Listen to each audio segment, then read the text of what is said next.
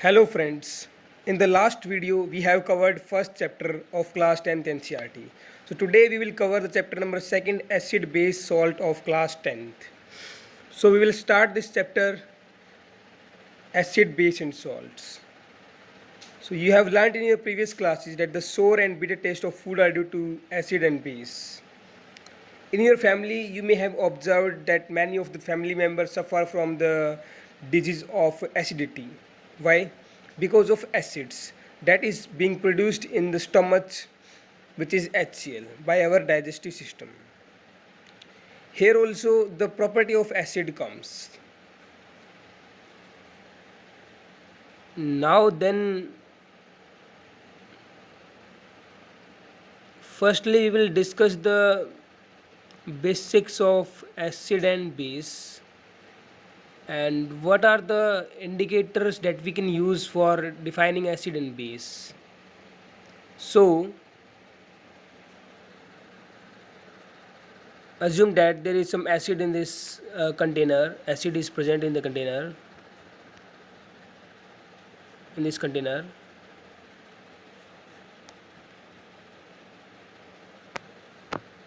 There is some acid present in the container.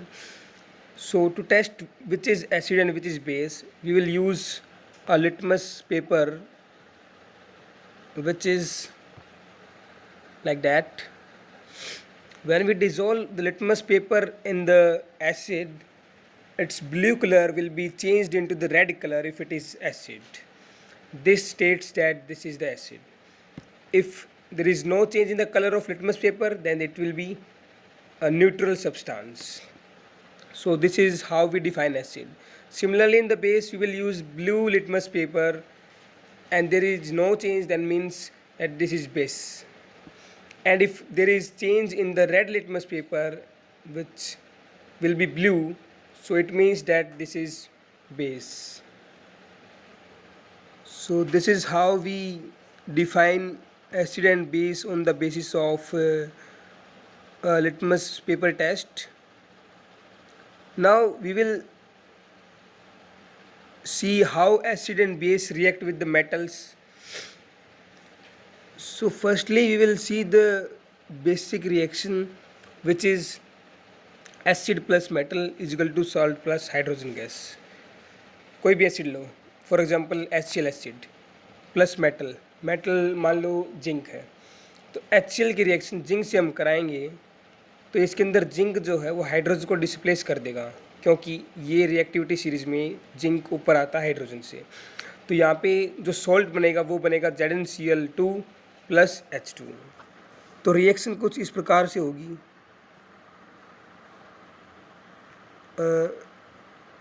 HCl plus Zn is equal to ZnCl2 plus H2. इसके अंदर जो hydrogen gas है वो एक गैस की फॉर्म में आउट हो जाएगी कंटेनर से और एक सॉल्ट की फॉर्मेशन होगी ZnCl2 की. तो ये रिएक्शन थी एसिड की मेटल के साथ में. आगे चलते हैं. अब हम एग्जांपल लेते हैं बेस का मेटल के साथ में रिएक्शन. अज्यूम करो कोई बेस है, फॉर एग्जांपल NaOH बेस है. तो NaOH के अंदर हम अगर देखें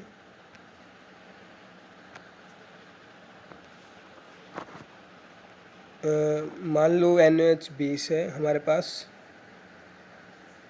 उसकी रिएक्शन हम करा रहे हैं किसी भी मेटल के साथ में. मान लो Zn है, तो इस केस में हमारे पास फॉर्म होगा एक सॉल्ट Na2ZnO2, जिसे हम कहते हैं Na2ZnO2, जिसे हम क्या कहते हैं सोडियम जिंकेट. तो ये सब्सटेंस यहाँ पे फॉर्म होगा बेस के केस में. आगे चलते हैं.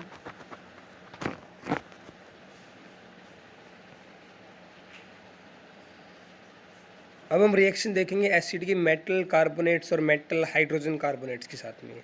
सबसे बेसिक डिफरेंस होता है मेटल कार्बोनेट और मेटल हाइड्रोजन कार्बोनेट में. जैसे कि नाम बता रहा है, हाइड्रोजन मेटल हाइड्रोजन कार्बोनेट में प्रेजेंट होगी, मेटल कार्बोनेट में हाइड्रोजन नहीं होगी।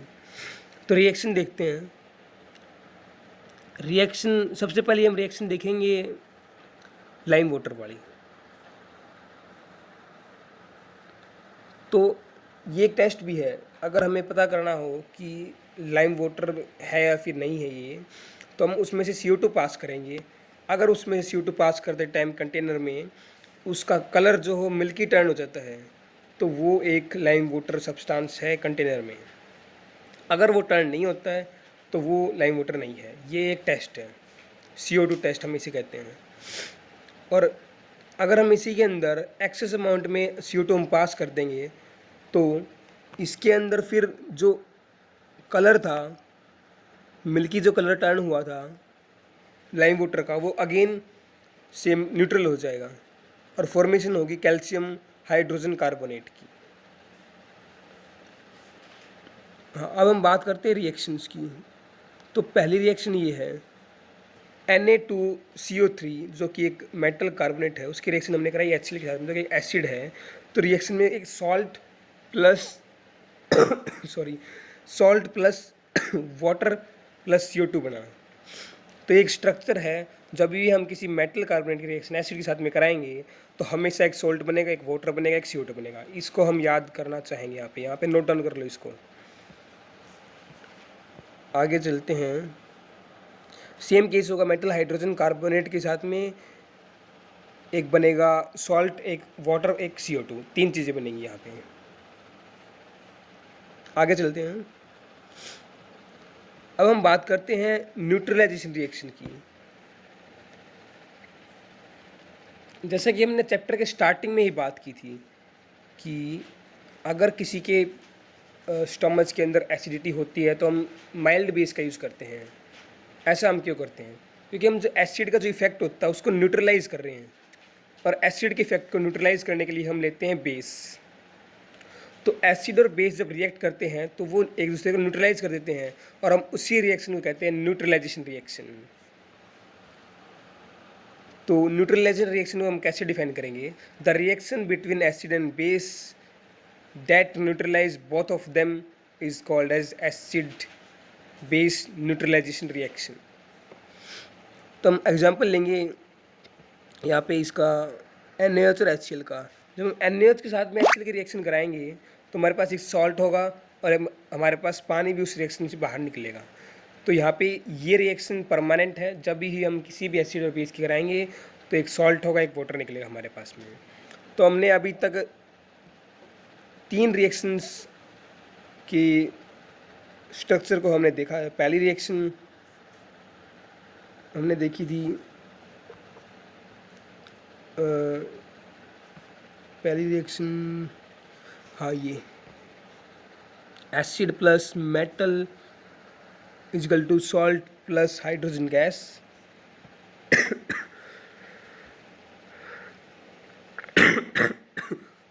अगली रिएक्शन हमने देखी थी ये वाली,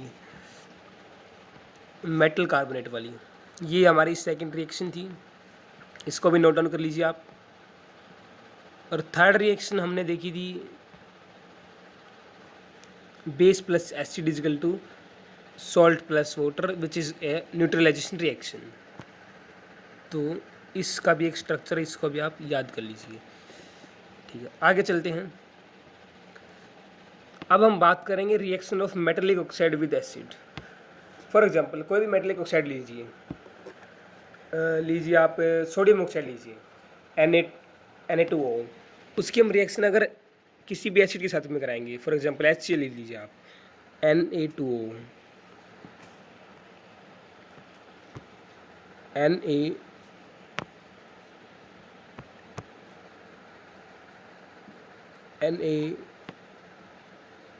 Na2O प्लस HCl की रिएक्शन हम कराएंगे तो यहाँ पे प्रोडक्ट क्या बनेगा?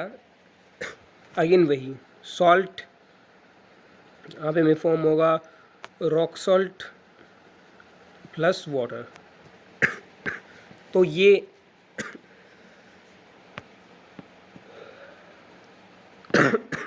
इस केस में फॉर्म होगा।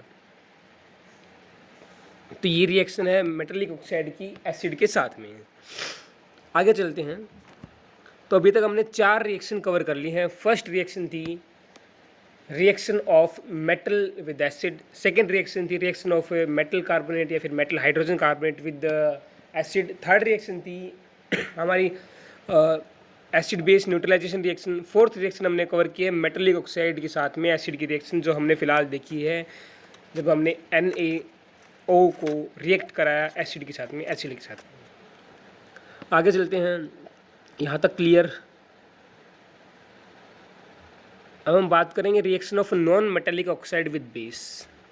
उसके बाद में हम कुछ क्वेश्चंस देखेंगे, बीच के क्वेश्चन जो होते हैं, मिड के क्वेश्चंस, और लेक्चर को बस यहाँ तक ही हम सीमित रखेंगे।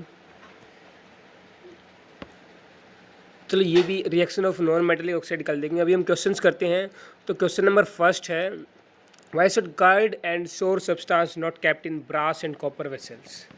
तो इसका सिंपल हा रीज़न है, जो कार्ड और श्योर सब्सटेंस होते हैं उसके अंदर एसिड पाया जाता है। कार्ड के अंदर होता है सिट्रिक एसिड, श्योर के अंदर होता है हमारा श्योर सब्सटेंस में भी सिट्रिक एसिड ही पाया जाता है। तो जब हम उनको रखेंगे ब्रास या फिर कॉपर के सब्सटेंस में, वेसल में, तो ब्रास और कॉपर एक मेटल है। मेटल की रिएक्शन हम एसिड के साथ में हमने सबसे पहले रिएक्शन कराई तो हमने साल्ट प्लस वाटर मिला था। तो अगर ये चीज़ें रख दी जाएँ तो वहाँ पे रिएक्शन हो जाएगी, केमिकल रिएक्शन, और वो हार्मफुल हो सकती है हमारे डाइजेशन सिस्टम के लिए अगर हम उस दही को या फिर कोई खट्टा सब्सटेंस उसको खाएंगे तो इसीलिए हम नहीं रख सकते। हमें रखना नहीं चाहिए ब्रास और कॉपर के सब्सटेंस में दही और श्योर सब्सटेंस को। ओके, क्वेश्चन नंबर सेकंड पे चलते हैं।